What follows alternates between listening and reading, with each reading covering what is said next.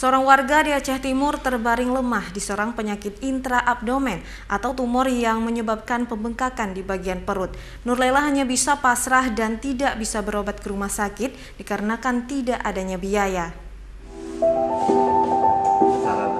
Nurlelawati, warga Dusun Bukit Krut, Desa Alu Imirah, Kecamatan Pantai Bidadi, Kabupaten Aceh Timur, hanya pasrah dengan penyakit yang dideritanya.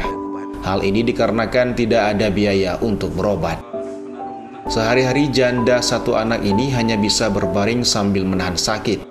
Ia mengaku sakit telah dideritanya sejak 2 tahun lalu. Usai melahirkan anak, akibat sakitnya ini, ia juga ditinggalkan oleh sang suami. Nurlela berhasil pengobatan setelah ada lembaga kemanusiaan Aceh Orphan Center atau Persatuan Aceh Serantau yang membawa Nurlelawati ke Rumah Sakit Umum Zubir Mahmud dan melaporkan ke Dinas Sosial. Sakit udah sekitar 1,5 tahun. Sakit apa kan? Kata dokter tumor abdomen. Cuma dirujuk ke Banda, waktu itu saya belum siap KTP, jadi terpaksa pulang. Ya rencana kalau bisa mau dirujuk lagi ke Banda Aceh. Setelah pesan saya akan saya sehat.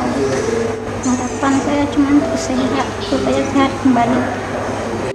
Kabid Rehabilitas Dinas Sosial Aceh Timur, Mukhlis, yang datang menjenguk saat dirawat inap, berjanji akan menanggung biaya pengobatannya dan membantu biaya pendampingan untuk meringankan beban keluarga pasien. Pasien sekarang berada di rumah Sakit Zubir Mahmud.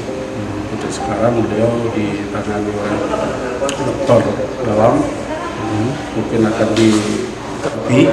Selanjutnya beliau mungkin besok akan dirujuk ke Banda Aceh, Sakit Banda Aceh.